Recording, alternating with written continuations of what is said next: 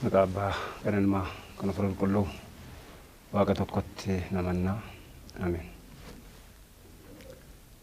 Duraan dursa ummanni keenya biyya keessa biyya alaa jirtan hundumti keessan baga dhaloota gooftaa keenya Yesus Kiristoos geessanii dabartanii asumaan immoo cuuphaadhaanis hunda keenyatti nu ga'u jenna. Kanattaan suudhaan nu beektu jennee yaannaa kan nun beekneef garuu ani Phaaphaasii godina Qellem Wallaggaa Abbaa Iyyaasuun jedhama. Guyyaa irraa iddoo kanatti argamnee waan dhimma haala yeroo keessa jirru kana yaada keenya iddoo kanatti dhiyeessuudhaaf jecha kan argamnedha. Innis rakkoon keenya kan bubbulallee yoo ta'e dhokataa ture mul'atee akka yeroo ammaa kana bakkeetti ba'ee hin beekamu ture dhoksaamatti hacuucamna. Dhoksaatti miidhamna amma immoo hundi keenya akka walii barruuf jecha Waaqayyoo ofuma isaatii Waaqa dhugaadha waan ta'eef barrichis baruma dhugaadha waan ta'eef waan dhoksaatti dubbatamu ol ba'ee gara manaa irratti ol ba'ee hin dubbatamin hin hafu. Wanti nurratti dhoksaatti godhamu hundumtuu yeroo ammaa kana ol ba'ee waan dubbatamee jiruuf kunis muddee gaafa 19 bara 2016 abbaani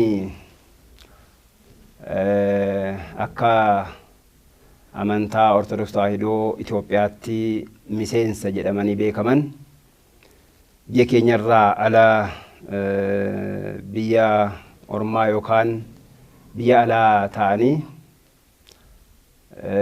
ummata keenya irratti keessumaa hawaasa Oromoo irratti kan isaan labsan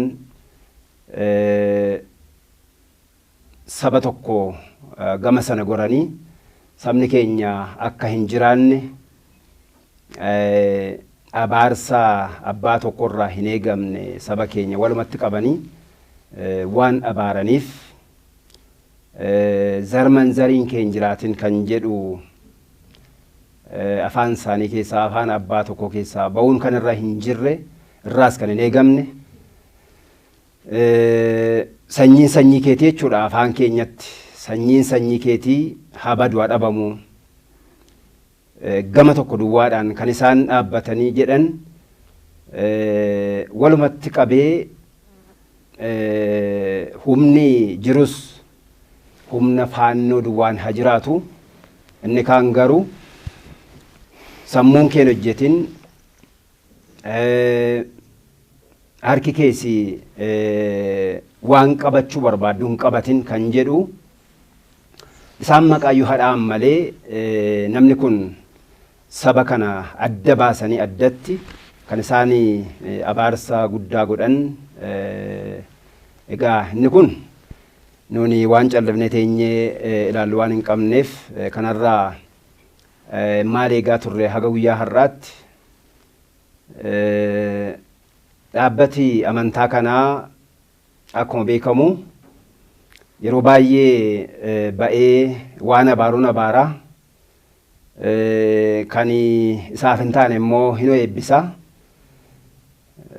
Yeroo dhiyootti yaadannooma yeroo dhiyoo keessatti nun akka saba keenyaaf akka uummata keenyaatti waan mana amantaa keenya keessatti barannee guddanne nunis bakkuma nama tokkoo dhaabbachuudhaaf wanti nu hanqisu hin jiru hin baranne akka nama tokkootti tajaajiluudhaaf wanti nutti hanqatu hin jiru bakka dhaabbannee tajaajillutti garuu mana keenya keessatti rakkoo gurguddaan waan tureef waan beennuuf rakkoo kana obsinee akka dhaloota darbanii nus obsinee ilaaluu waan hin dandeenyeef dhaloonni ammaa kun rakkoo mana keenya keessatti wal qabatee as dhufee bara ammaa kana ga'e rakkoon kun dhaloota kana fudhatee itti fufuu hin danda'u kan jedhuun ejjennooma keenya waan ta'eef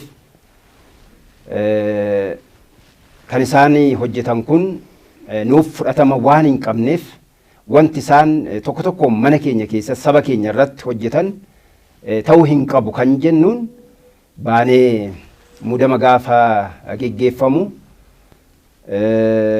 abaarsa jalqabanii abaarsi tu dubbannu abbooti darban nunillee waan gaarii hojjenne waan tajaajila mana keenya keessaa tajaajilla jenne qannoonaaf doogmaa tuufitii kan jedhamu darbii darboo jedhama qannoonaan seera yeroo ta'u doogmaan immoo waan hin jijjiiramne ta'eeti kana qabanneetu kanarraa hin dogongorin mana keenya keessatti tajaajiluuf jecha mudammi gaafa geggeeffamu kan isaanii eebbifamaa waan ta'eef han keenya garuu abaarsa ta'ee gadi baanee abaaranii waan goone hin qabnu namatti buune hin qabnu daangaan dabarree nama miine nama narrabsine mana keenya lafa keenya keessatti lafuma keenya irratti uummata keenya tajaajiluu fi kan goone kana irratti abaarsaaf yeroo hedduu walitti qabamanii abaarsa jalqaban abaarsi hin ta'amu hin ta'u kan jedhuu fi akka sagalee waaqayyootti kan si abaare illee eebbisiidha tuma abaarsa ta'e iyyuu kan si abaare eebbisiidha kan maddii kee kabale ati immoo kan biraa maddii keetti qabadhuudha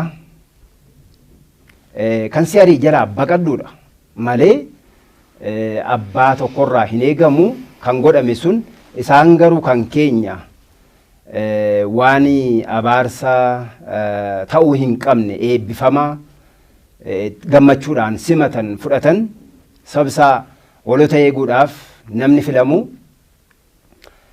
hoolota sana eeguudhaaf jabaadhu eegi jedhama mootummaa waaqayyoo akka dhaalchiftuuf akka dhaalluuf waliin jedhameeti malee abaarsa waan qabu hin qabu ture egaa akkuma ta'e darbeera abaarsi isaanii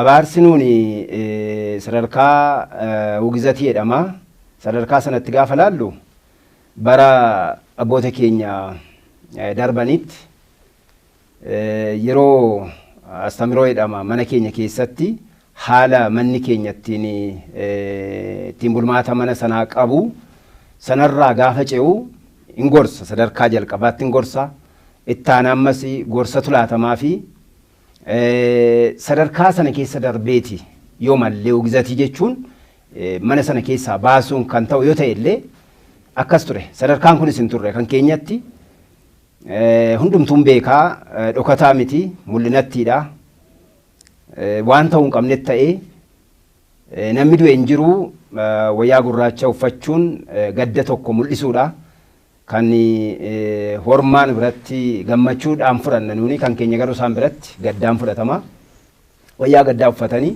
bataskaanni takka dhaloota kamittiyyuu wayyaa gurraacha uffattee hin beenne wayyaa gurraacha uffatteetti bataskaanni akkuma waliigala biyya kana keessa jirutti Oromiyaa keessarraa kan hafe wayyaa hamma isaanii danda'amutti bakka miilli isaanii ga'utti wayyaa gurraacha uwwisanii abaarsa geggeessaniiru. Abaarsa sanarraa hafnee har'a jirra nuuni akka isaaniif lafarra hin jiraannu hin jirra. Kan keenya akkasitti ta'eera. Abbaani waan jechuu fi dubbachuun irraan eegamne as ba'ee waan dubbatame kana dursinee akkuma kaan waan ta'e sanatti atattamaa walitti qabamanii waan dabarsuun ta'u nama kana hojii sanarraa geggeessuu fi sadarkaa nama kanaaf ta'u kennuufiin kan irraa eegaa turre haga guyyaa irraatti ta'uu hin dandeenye inumaayyuu dudduubatti dhiifameetu warri yeroo kaan nuuni biyya alaaf keessaa isa biyya keessaa walitti qabuun isa biyya alaa gashuudhaan nurratti abaarsi labsamu amma gara biyya alaatti hojiin kaleessas jiraa boris hin jiraata yeroo atattamaatti waan isaan irraa eegamu gochuurra gara biyya alaatti kan gidduuma kanarraa gara New York jedhamu iddoo sanatti kan bifa baqaatiin illee kan deeman hin jiru. Nun baqa jenna. Bor deebi'anii dhufan haala mijeeffatanii dhufuu danda'u. Sa'aatii kanatti garuu kan irraa eegamu kan nun irraa eegaa jirru abbaan kun waan isaaf madaalu waan kanatu madaalaaf kan jedhamu gaggeessaa hojiirraa haga hojiirraa gaggeessu sababsa saba tokko adda baasee wanti namni kun godhu sadarkaa sanatti abbummaas nun abbummaa irraa eenye jennee iyyaannu sababsa abbaatu gad of buusa waan ta'eef sadarkaan kun baay'ee waan gadi bu'aadha. Gadi bu'aa duwwaa miti sabni keenya daangaa haga daangaatti waan kana miidiyaadhaan waan arguuf dhoksanii akkuma nu abaaran kaleessa deengaddaa yoo nu abaaran illee gaarii ture miidiyaatti baasanii kan isaan uummata keenya abaaran irrayyuu darbee maqaa uummanni keenya hin qabne waan uummanni keenyaaf unkaan uummata keenya kan biraaf ta'uu hin qabne nama qalanii nyaatu kan jedhu baay'ee gannama buusaa hawaasa gadi buuseera. Inni kaan yeroo inuma dhageenya yeroo baay'ee miidiyaa kana irratti miidiyaan tokko tokko gaafa dabarsu saba kana adduma baasanii saba hawaasa Oromoo akka inni nama nyaatutti akka inni dhiiga namaa dhugutti yeroo isaan dabarsan homaa miti jennee dhaggeeffannaa. Isaan hataana jedhan abbaanii irraan eegamne immoo yeroo nachi abba'e nama qalanii nyaatu kalee keessaa baasanii nyaatu yeroo inni nuun jedhu gannu buuseera saba gadi buus miti nuuni isa kana immoo waan madaalu itti kennuun kan irra jiraatu haga yoonaatti waan itti laanneef kanaaf yoo kallattiin gara sanaatti illee adeemne ani asumaan gabaabseema dhimma kanaaf jennee istuudiyoo kanatti argamne kun baay'ee keessa keenya waan nu gubeef hawaasi keenyas waan bo'aa jiruuf maaliif kun irraa manna amantaa kun yoo in danda'a ta'e nama kana waan isaan madaalu jecha isaa kanaaf waan madaalu itti agarsiisee nutti agarsiisuu qaba kan jedhu waan jiruuf haga ammaatti immoo eennee waan dhabneefidha gara kana kan dhufne. Egaa maaltu ta'a jedhamu uummanni keenya waan ta'u ofii isaatiin beeka. Mana amantaa kanarraa waan abdii qabus miti gaafa jennu dhaabbati kun wanti inni gochaa jiru abboota isaa irraa dhowwee gama biraatti qabee maqaa balleessee waan maqaa hin qabne irra kaa'ee amma immoo wanti inni saba keenya irratti waan waliin mari'atan nama tokkoon ba'ee labsamee jiru waanuma isaan ibsu waan ta'eefitu waan jecha isaanii waan isaan barbaadaniif fedhan waan namni kun ba'ee jedheef obsanii ilaalaa jiru malee utuu miti dhaabbata kanaa maqaa balleesseeraa uummata kana maqaa balleesseera kan jedhu utuutti dhaga'ama ta'eeti baanii waan jedhan jechuu turre jira ture. Maqaa abbaa kan ilmaa hafuura qulqulluu waaqa tokko ameen. Galanni waaqayyoo fi samii irratti ta'u nagaanis namootaaf biyya lafaa irratti. Egaa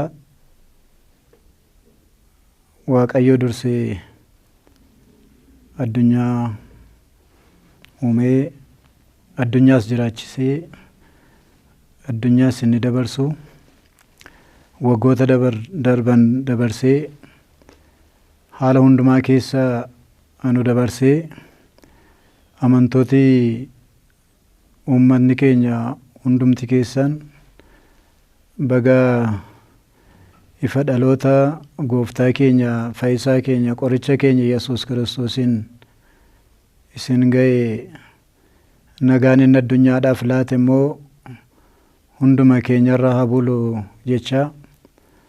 Egaa akkuma beekamu manni amantaa keenyaa mana kadhannaatii mana amantaatii mana waaqayyoo fi namoonni irratti bakka sanatti wal arganii yookaas namoonni iddoo isaan waaqatti kadhataniif waaqatti galateeffatanidha. Iddootti wangeelli mootummaa waaqayyoo lallabamudha. Iddootti namoonni qalbii jijjiirratanii foonsaa nyaatanii dhiiga isaa dhuganii mootummaa isaatiif of qopheessanidha. Iddoo galataati, oobdii araaraati. Iddoo sanatti dhukkubsatootii kan fayyan, sagalee Waaqayyoo kan itti lallabamu, yoo nagaan dhabamellee iddootti biyyaaf nagaa kadhatanii araara argatan. Sagaleen Waaqayyoos akkuma jedhutti gara mana kanaa dhuftanii yoo na kadhattan kadhannaa keessan isiniifan dhagaa, iji kootiif gurri koo gara mana kanaati jedhee akkuma ogeessa Solomooniif waadaa gale. Gara mana kanaa dhuftanii yoo na kadhattan, qalbii yoo jijjiirrattan, wal loltanii gara mana kanaa yoo dhuftanii waliif dhiistan, walitti araaramtan, cubbuu keessan isiniifan dhiisa. Samiin illee bokkaa yoo dhowwate, hongeen yoo baay'ate, gara mana kanaa dhuftanii yoo kadhattan ulaa samiidhaa isinii bareed, bokkaa koo isiniif roobsa jedhee mana waadaa galameefidha mana amantaa keenya. Kanaafuu iddoo sanatti waltajjichi waltajjii araaraati, oobdii araaraati. Iddootti araara kadhataniif, iddootti namooti wal lolan illee walitti araaraman malee, iddootti lola labsan miti, iddootti nama rukuti nama ajjeesan jedhan miti, iddootti saba biraa maqaa balleessanis miti, iddootti waraana labsanis miti. Kanaaf hin jenna gaa mana keenyatti hin jedhe waan ta'eef, seera mana amantaa waan ta'eef, Abuna Luqaas muddee gaafa 19 taabota Gabreelii, taabota qulqullootaa fuuldura dhaabatanii, amantoota amanannaadhaaf dhaqe fuuldura dhaabatanii, ergaa isaanii dabarsanii, labsii isaanii labsan. Labsiin labsamuu labsii mootummaa Waaqayyooti. Innis wangeela mootummaa Waaqayyooti. Addunyaadhaaf kan labsamu ayyaana guyyaa sanaa ilaalchisee, kabaja qulqulluu Gabriel ilaalchisee, ajaa'iba inni godhe ilaalchisee, namootatti amananiif immoo maal gochuu akka danda'u iddootti lallabamu dhugaa sagalee Waaqa warra dhaabbatanii malee iddootti waraana labsan miti. Tokkoffaa mana amantaa sana gadi buusanii dirree siyaasaa godhataniiru. Siyaasi iddoo qabaa, amantaan iddoo qaba. Lolis iddoo qaba. Lole garuu jaalala wayyaa. Yoo lolo iddoo kan biraadha hammaate, yoo waraanni hammaate iddoo sanatti araaratu labsama. Faallaa lolaa, faallaa waraanaa jechuudha. Waraana kan qabbaneessu, dhiiga dhangala'uu, lafee cabuu, lubbuu baduu, akka Waaqayyo biyya keenya oolchuuf jedhee saba kamiifuu ni kadhatama bakka sanatti malee waraanni labsamu. Kanaaf waltajjii sana gadi buusanii waltajjii lolaa, waltajjii waraanaa, waltajjii ittiin saba biraa irratti duulchisan godhanii mana amantaa keenya gadi buusaniiru. Inni kun maayinni duris jechaa turre kana. Jarri kun bifa amantii qabu malee amantiin qabanii jechaa turre namoonni dhaga'uu dide malee. Silumaa akka gita bittaatti mana amantaa kanaan amantaa kana da'oo godhatanii ittiin biyya bituuf, ittiin uummata gidirsuuf, ittiin hojii isaanii hojjechuuf, ittiin saamicha isaanii geggeessuuf, ittiin of ijaaruuf maleessaatii utuu akka amantaatti ta'e immoo sabin duune hin jiru rakkoo nageenyaatiin. Uummatiin dhumne hin jiru. Uummanni keenya yeroo inni karaatti dhumu inni nama miti waa'een isaan dubbatamu. Yeroo kan isaanii immoo maqaa addaa laatu. Uummataaf isaan qooqe taanaan baa Wallaggaatti baranuma karaa Buree dhaquutti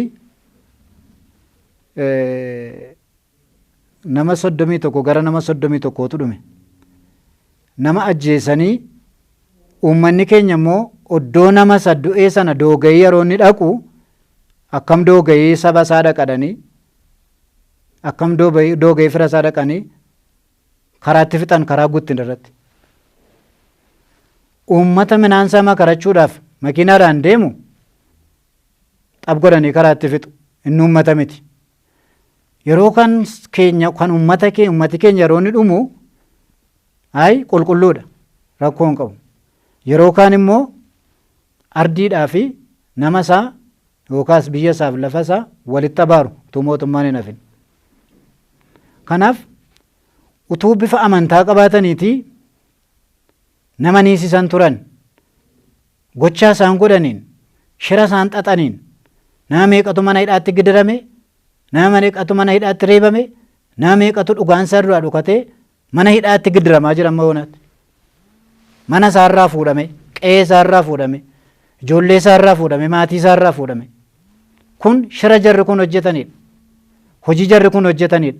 Bifa waaqessuu qabu garuu humna waaqayyoon ganu, abboommii isaan ganu, sodaa waaqayyoon qaban. Meeshaa isaan baatanii deeman fannoodhaa kaasee kan waaqayyooti. Hojii isaan ittiin hojjetan immoo hojii kan isaanii ittiin hojjetu. Hojii saba addaan qoodu, hojii uummata wal ficcisiisuu fi hojii du'a labsu, hojii waraana labsu. Hin jedhama mammaaksa abboota keenyaatiin isa warri mana odeessanitu ijoolleen lafa horii tiksaatii haasofti jedhu. Kun waan irratti yaadame mana sana keessatti yeroo dheeraa irratti yaadame hojjetametu karaa sana ba'e. Jara keessaanis yookaan jaarsa kana keessaan abuna Luqaasiin keessaan jaruma sana dubbachaa jira jechuudha. Miseensa isaanii yaa'ii isaanii dubbachaa jira jechuudha. Maaliif biyya keessattis ergama sana fakkaatu dabarsu waan ta'eedhaan waltajjii argatanitti waltajjii ayyaanaattis waa'ee lolaa, waa'ee dhumiinsa namaa, waa'ee maalii dubbatu. Lafa namitti dhume kana dhaqanii ilaalanii beekuu isaan abbaadha hoo maa baqatanii addana taa'u. Dhuguma sabaaf dubbatu taanaan lafa bataskaanitti gubate gubachuu caalaa wanti meeqa bataskaanarra ga'eera. Yoom naqanii ilaalan achi jiruu isaan waa'ee amantaati isaan dhibee isaan waa'ee mana amantaati isaan dhibee isaan waa'ee hoolota waaqayyoo waa'ee ummataati isaan dhibee isaan waa'ee gartummaa isaanii waa'ee fedhii isaanii bakkaan ga'u waa'ee bittaa isaanii babal'ifachuu waa'ee mootummaa kan isaanii babal'ifachuu maleessaati saba kanaaf du'a saba kana bataskaana gidiramuu bataskaanni meeqa yeroo daffaramtu eenyutu dhaqee bakka sana ga'ee ilaale addana taa'anii isa isaanitti toletti ibsa kennu isa gara isaanii hin taanetti immoo bataskaanni gubatus uummati du'us namni ajjeefamus kan isaanii miti waan ta'eedhaaf isaan hin ilaallatu. Hin geggeessina jedhu sassaabbatanii dhufanii addana taa'u. Maachin ta'an isaan hoolota hoo tiksee gaariin koo hoolota isaatiif of kennaadha wangeel. Tiksee miindeffamaan immoo yeroo rakkoon uummata isaatti dhufu gidiraan bataskaanitti dhufu keessaa baqataadha. Baqatanii lafa isaan ta'an beekna waan ta'eedhaaf. Kanaaf yoomii kaasanii uummataa dubbatanii beeku isaan akkasitti. Yoomii kaasanii rakkii lolli hin fayyadu, waraanni hin fayyadu, dhiiga dhangalaasuun wal fixuun hin fayyadu, nageenyatu biyya keenyaaf eebbadhan yoom dubbatanii beeku. Kanaaf labsii mana sana keessa jiru fudhatanii ka'an isaan. Isa warri manaa dubbatan ijoolleen bakkee lafa horiitii haasofti waan ta'eedhaaf ittiin faradamu tarimuu waaqa saaxiluudhaafidha. Kanaaf uummanni keenya gidiramaa kan jiru, uummanni keenya hidhamaa kan jiru, uummanni keenya ijoolleen mana amantaa keessaa qaamtee garafamaa kan jirtu, hidhamaa kan jirtu, dhugaan see duraa dhokate, shira isaan hojjetatan miti, ergama isaan raawwatan miti. Bu'uurri komanuma sanaa, bu'uurri isaaniif gidiraa kanaaf. Namni mootummaa maqaadhaa malee isaa callu malee. Hojii kana kan hojjetu, shira kana kan hojjetu isaanii. Sirumayyuu rakkoo kana immoo rakkoo isaan bataskaana da'oo godhatanii saamicha sirna bittaa, gita bittaa, olaantummaa kan saba tokko, qooqa kan saba tokko, kana malee inni kaan qooqa miti, inni kaan saba miti jechuurraa kan ka'edha. Rakkoon kan dhufe sirumayyuu. Kanaaf waltajjiirra dhaabbatanii waraana labsu. Waluma fuudhanii akkuma abbaan keenya ibsan nama ajjeesanii dubartoota ajjeesanii ijoollee ajjeesanii kaleedhaaf tiruu keessaa fuudhanii nyaatanii jedhu isaantu eebbisee yeroo tiruu nyaatamu yeroo kaleen nama nyaatamu bira jiru isaan ragaan ta'u jedhamee dhiisamuun qabu kun akka addunyaattis akka seera biyya keenyaattis seeratti dhiyaachuu qaba gaafatamuu qaba. Nama nyaatu hin argine nuti sabi kamiyyuu walidhatee tokko ta'ee wajjin jiraate malee abaluu nama nyaata jennee hin beeknu nuti. Isaantu maayikii qabatee spiikerii qabatee labsii kana labse tiruu keessaa fuudhanii nyaatan kalee keessaa fuudhanii nyaatani hin fixanii dubartoota qalanii ijoollee qalanii fixanii cafan jedhani. Tarii isaan eebbisee fi laata warra nyaatan bira jiru turanii isaan. Kanaaf seeraan illee akka itti nuu gaafatamanidha. Calluma jedheen dhiisamu. Yeroo kan keenya abaarsii afaan isaaniirra jira. Dafanii abaarsu uummata keenya tajaajila waan jenneedhaaf. Isaan uummata tajaajilanii uummata keessaa hin dhufne. Uummata tu tajaajilu uummata keessaa kan dhufe rakkoo uummata kanaa rakkoo mana amantaa kanaa eeguuf kan ka'e qaaya biraadha nuyidha. Isaan uummata kana irratti muudaman malee uummataaf miti kan muudaman. Wal muudan uummata kana irratti. Seerri mana amantaa keenya ammoo uummati kan beeku, uummati kan fedhu, uummati kan jaallatu, uummati kan filatetu muudamee uummata sana tajaajiladha. Aadaa, qooqa, safuu saba sanaa kan beekudha. Isaan garuu uummata irratti muudamu malee uummataafis hin muudamne waan ta'eef akka fedha isaaniitti wal muudanii uummata ittiin gadi qabu ittiin gabroomsu mana amantaa da'oo godhatan. Mana amantaa ortodoksiitu nama gabroomfate mana amantaa ortodoksii nama garboomfatu isa da'oo godhatanii ittiin nama garboomfatan maleessa. Sabi kun nagaa walii qaba. Yeroo jennu jechuu barbaade. Sanyummaa jedhu sanyummaa uummata keenyatti kan agarsiise isaan. Sanyummaadha jedhu uummata keenyaan uummata Oromiyaa keessa jiruun.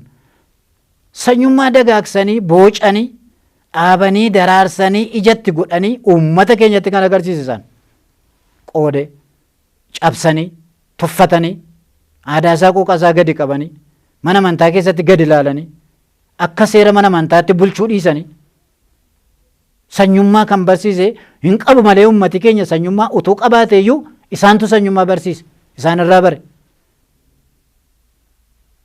eenyuun akka isaan jedhan hin beeku of hin ilaalan ta'e hin beeku karaa kan biraa dhagaa fuudhii adda isaa keessa buuse Abiyyiin ati Daawitiin jedhamta inni immoo Gooliyaadiin jedhamtaan. Nuyi Dooktara Abiyyiif cooqaan jiru nuti mana amantaa keenya madaaluu ennee dubbachaa jirra. Utuu bakkeetti dubbatan hin dubbannu mana amantaa keenya bataskaanni tokkittiidha iseen biyya alaas iseen biyya keessaas iseen magaalaas iseen baadiyaas iseen soorettiinis iseen hiyyeettiinis inni mana citaas inni mana qorqorroos inni mana gamoodhaan ijaarames tokko waan ta'eef bataskaana keenya jecha bakka hin buune. Mootummaa irratti labsii akkasii labsamu hin argine. Ofuma ammoo naqanii nama dhagaadhaan dhaqii rukuti jechuu manna ofimmoo naqanii yookaan meeshaa qaboota nyaachifatanii naqanii. Bataskaana keenyatti rigatan malee hin ta'u bataskaana keenya da'oo godhatan malee hin ta'u waltajjii bataskaanaa malee hin ta'u lafitti ergaa isaanii waraanaa ergaa isaanii jibbaa ergaa isaanii tuffii kan itti dabarsan bataskaana ortodoksii malee hin jiru. Itti nagadaniiroo hin ga'u waan hin barbaachifne. Mana koo holqaattuutiif holqawwan badee gootanii gooftaan. Maaliif waan hin barbaachisne mana sana keessatti utuu isaan godhan arge waan ta'eef Yihuudoota. Ammas waan bataskaana kana keessatti hin barbaachifne gochaa waan jiraniifidha kan iyyaa turres kan iyyinus.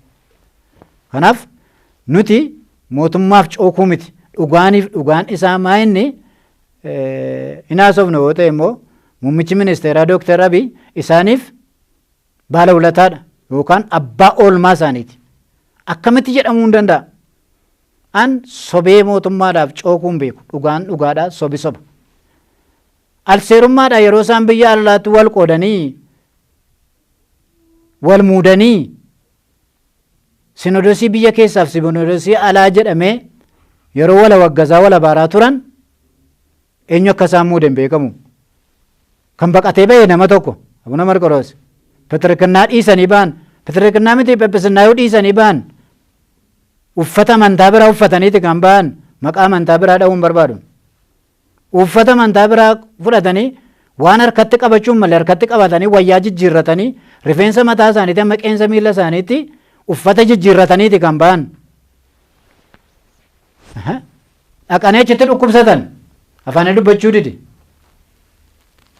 Muudama geggeessan achitti muudama baabbaasota. Yeroo sana paatriyaarikii Itoophiyaatti isaan yeroo isaan muudan yeroo baabbaasota 15-20 yeroo muudan paatriyaarikii Itoophiyaatti maal isaan moo sinodosii Itoophiyaatti isaan yeroo sana isaantu muude ta'e moo maalitti beekna nuti sinodosii maaliitu muude warra kan keenya immoo isa seera qabeessaan muudama geggeeffametu alseerummaadha kan isaanii immoo isa alseerummaatu seera qabeessa kanaaf alseerummaa sana laalee tokko ta'a jedhee Dooktar Abiy muummichi ministeeraa keenya tokko ta'a yoo isin tokko taatan biyyi tokko taati araara wayyaa jedhee walitti araarseetu warruma seeraan ala muudame sana Phaaphaasii sadiinoo muudame hin ta'uudhaniiti Phaaphaasii tokkoon immoo akkamitti achitti wal muudame inni yoo Itoophiyaa saba akkam buuneedha marcuma gadhiisee deeme hoolota waaqayyoo saba waaqayyoo gadhiisee deeme Itoophiyaa bakka hin bu'u inni isaanii muude kun. Warra amma afaan isaanii nutti banu kun ikkoo seeraan ala muudamanii dhufanii seera bataskaanaatii alas. Qaama biraatti isaan muude bataskaana keenya qaama bakka hin buunetu yeroo sanayyuu. Sinodosii keenya bakka kan hin buune Itoophiyaa bakka kan hin buunetu koo muudee dhufe dhaqa tokko ta'aa jedhe Dooktar Abiy. Fidee tokko taasisee walitti araarsee oddoo isaanii laachiseeti biddeen isaan nyaachise isaanii baala ulataadha malee nama dhagaatti guursisan miti. Xiyyaara fidee dhufnaan dhuguma seenedhan. Dhuguma seenee duukaa buune Itoophiyaa jennaan jedhan.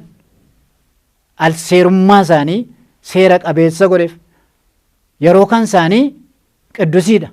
Yeroo kan keenyaa kan saba biraa immoo hirkusiidha. Kanatu keessa isaanii jira waan ta'eef akkatti muudaman hin beennu akkatti wal muudan hin beennu nuti warra alaa dhufe sana warruma amma afaan isaanii higgawaxxii dhadhee afaan nutti banu higgawaxxummaan isaan bira ture isaan biratti biqilee guddate nu garuu higgawaxxummaa keessa hin jiru sobaaf soba waan miidiyaa qabataniif waan qarshii qabaataniif waan marcuma yeroodhaaf qabaatanii fi soba dhugaan jijjiiranii iyyu al tokko immoo baay'ataawota erganiitu ittiin uummata burjaajessu baay'ataawota kan ofiin jedhan bitamanii magaalaa adda addaarra kan naanna'an hin jiru. Uummata burjaajessu uummata kaayyoo jijjiirsuudhaaf. Kana dhugaan jiru isa kanaadha. Kanaaf Waaqayyo kan jedhu mootummaa yeroo simbituuf bitamaadha malee mootummaa irratti mana amantaa dhagaa guursisu hin jedhu waraana halabsu hin jedhu miidhaa geggeessu hin jedhu mana amantaa nagaa kadhata mana amantaa nagaa buusa mana amantaa dhugaa lallabaa.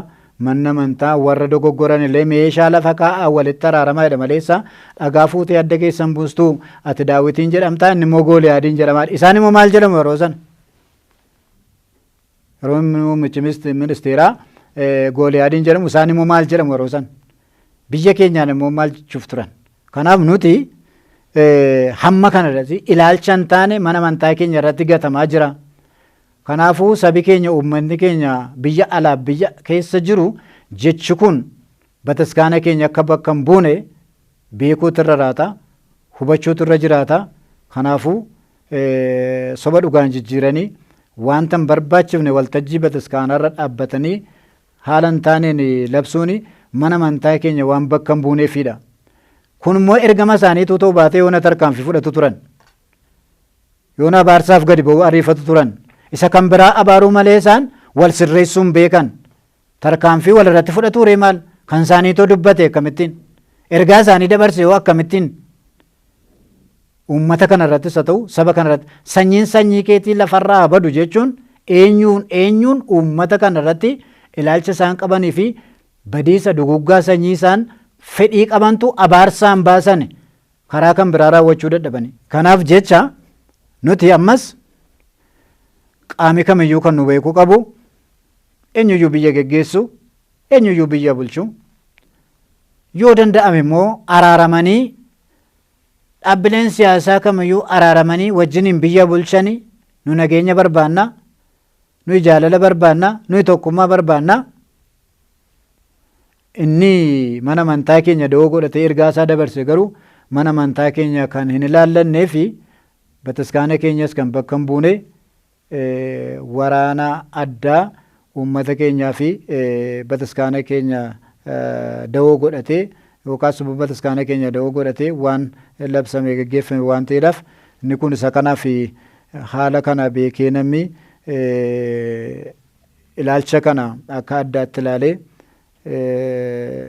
nuti kamiinuu deeggaruudhaan miti mootummaadhaa cookuus miti maaliif bataskaana da'oo godhatee akka jedhama sirrii mitiidha. Jibbi kun immoo erga waggaa meeqaatii xinsiisii waggaa meeqaatii